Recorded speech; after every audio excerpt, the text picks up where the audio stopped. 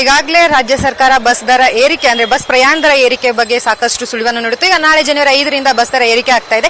ಈ ಹಿನ್ನೆಲೆಯಲ್ಲಿ ಕನ್ನಡ ಪರ ಹೋರಾಟಗಾರರಾದಂತಹ ವಾಟಾಳ್ ನಾಗರಾಜ್ ಅವರು ಕೂಡ ಇವತ್ತು ಏನು ಪ್ರೊಟೆಸ್ಟ್ ಮಾಡೋದಕ್ಕೆ ಮುಂದಾಗಿರುವಂತದ್ದು. ಇವತ್ತು ನಮ್ಮ ಜೊತೆಗೆ ಅವರೇ ಇದ್ದಾರೆ, ಅವ್ರನ್ನ ಮಾತಾಡಿಸ್ತಾ ಹೋಗ್ತೀನಿ. ಸರ್, ಈಗಾಗಲೇ ಏನು ನೀವು ಪ್ರತಿಭಟನೆಗೆ ಮುಂದಾಗಿದ್ದೀರಾ, ಅದ್ರ ಜೊತೆಗೆ ಈಗ ಸರ್ಕಾರ ಒಂದ್ ಕಡೆ ಫ್ರೀ ಕೊಡ್ತಾ ಇದೆ, ಇನ್ನೊಂದ್ ಕಡೆ ಏನು ಅವ್ರ ಜೇಬಿಂದನೇ ಕಿತ್ಕೊಳ್ಳುವಂತ ಕೆಲಸ ಮಾಡ್ತಾ ಇದೆ, ಏನ್ ಹೇಳ್ತೀರಾ? ದೌರ್ಜನ್ಯ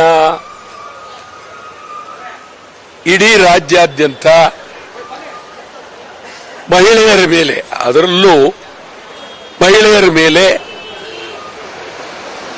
ಅಗಾಧವಾದ ದೌರ್ಜನ್ಯ ನಡೀತಾ ಇದೆ. ಮಹಿಳೆಯರಿಗೆ ರಕ್ಷಣೆ ಇಲ್ಲ. ಅನೇಕ ನಾನು ಎಂದೂ ಕಂಡಿರಲಿಲ್ಲ, ಇತ್ತೀಚಿನ ದಿನಗಳಲ್ಲಿ ಮಹಿಳೆಯರು ಆತ್ಮಹತ್ಯೆ ಮಾಡಿಕೊಳ್ಳೋದಿದೆಯಲ್ಲ, ಇದು ಬಹಳ ಆಗ್ತಾ ಇದೆ ಒಂದು. ಮತ್ತು ಮಹಿಳೆಯರ ಮೇಲೆ ದಬ್ಬಾಳಿಕೆ ಮಾಡತಕ್ಕಂಥ ಪ್ರವೃತ್ತಿ ಭಾರಿ ಬೆಳೀತಾ ಇದೆ. ನಾವು ಇದನ್ನ ಬರೀ ಪೊಲೀಸ್ ಒಂದೇ ಅಲ್ಲ, ಸಮಾಜನು ನಿಂತು ಈ ಬಗ್ಗೆ ನಾವು ಮಹಿಳೆಯರಿಗೆ ರಕ್ಷಣೆ ಕೊಡಬೇಕು, ಧೈರ್ಯ ಕೊಡಬೇಕು, ಹೆದರಬೇಡಿ ಅಂತ ಹೇಳಬೇಕು. ಹೆಣ್ಣು ಮಕ್ಕಳು ಅವರ ಮೇಲೆ ನಾನಾ ರೀತಿಯ ಕಾರಣದಿಂದ ದಬ್ಬಾಳಿಕೆ ಅದು ಹೆಂಗೆ ಕೊಲೆ ಆಗ್ತಾ ಇದೆ, ಹೆಣ್ಣು ಮಕ್ಕಳ ಕೊಲೆ ಆಗ್ತಾ ಇದೆ. ಇದು ನಿಲ್ಲಬೇಕು. ಕಾಲೇಜುಗಳಲ್ಲಿ, ಹೊರಗಡೆ, ಆಸ್ಪತ್ರೆಗಳಲ್ಲಿ, ಅಂಗಡಿಗಳಲ್ಲಿ ಹೆಣ್ಣು ಮಕ್ಕಳು ಕೆಲಸ ಮಾಡ್ತಾರೆ, ಅವರಿಗೆ ಯಾವುದೇ ರಕ್ಷಣೆ ಇಲ್ಲ.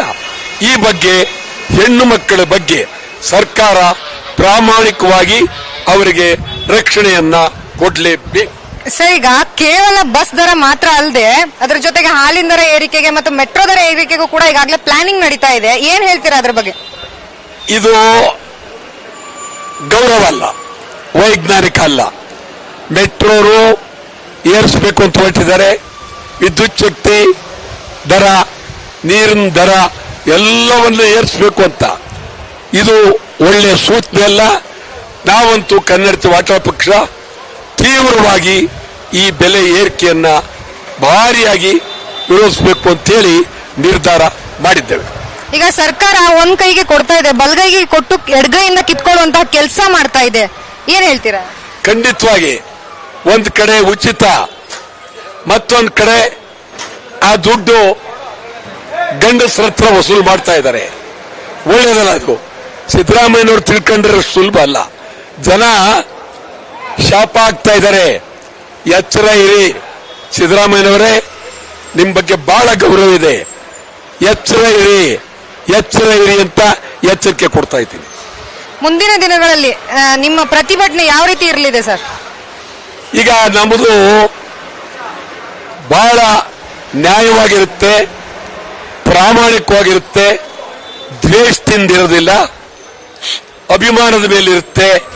ಸತ್ಯವನ್ನ ಪ್ರಾಮಾಣಿಕವಾಗಿ ಹೇಳಬೇಕು ಅನ್ನೋದು ಮೊದಲಿಂದಲೂ ಕನ್ನಡ ಚಳವಳಿ ವಾಟಾಳ್ ಪಕ್ಷ ವಿನೂತನ ಚಳವಳಿಗಳನ್ನ ನಡೆಸೋ ಮೂಲಕ ಇಡೀ ರಾಜ್ಯದಲ್ಲಿ ಸಾವಿರಾರು ಚಳವಳಿಗಳನ್ನ ಮಾಡಿದ್ದೇವೆ. ಅದೇ ರೀತಿ ವಿನೂತನ ಚಳವಳಿಯನ್ನ ಇಡೀ ರಾಜ್ಯಾದ್ಯಂತ ಬಸ್ ದರ ಏರಿಕೆ ವಿರುದ್ಧ ಮಾಡ್ತೇವೆ. ಒಟ್ಟಾರೆಯಾಗಿ ಈಗಾಗಲೇ ಏನು ಬಸ್ ದರ ಏರಿಕೆ ಬಗ್ಗೆ ಏನು ಸರ್ಕಾರ ಒಂದು ಮಾಹಿತಿಯನ್ನ ನೀಡಿತು, ನಾಳೆಯಿಂದ ಕೂಡ ಅದು ಜಾಸ್ತಿ ಆಗುತ್ತೆ. ಸೊ ಇದನ್ನ ಅಂದ್ರೆ ಕ್ರಮವನ್ನ ಅವರು ಹಿಂಪಡೆದೇ ಇದ್ರೆ ಮತ್ತಷ್ಟು ನಮ್ಮ ಹೋರಾಟ ಇನ್ನೂ ಹೆಚ್ಚಿನದಾಗಿರುತ್ತೆ ಅನ್ನುವಂತಹದ್ದು ವಾಟಾಳ್ ನಾಗರಾಜ್ ಅವರ ಮಾತಾಗಿರುವಂತದ್ದು. ಕ್ಯಾಮರಾ ಪರ್ಸನ್ ಕಿರಣ್ ಜೊತೆ ಲಕ್ಷ್ಮೀ ಬಾಗಲಕೋಟೆ, ಅಶ್ವರ್ಗ ನ್ಯೂಸ್, ಬೆಂಗಳೂರು.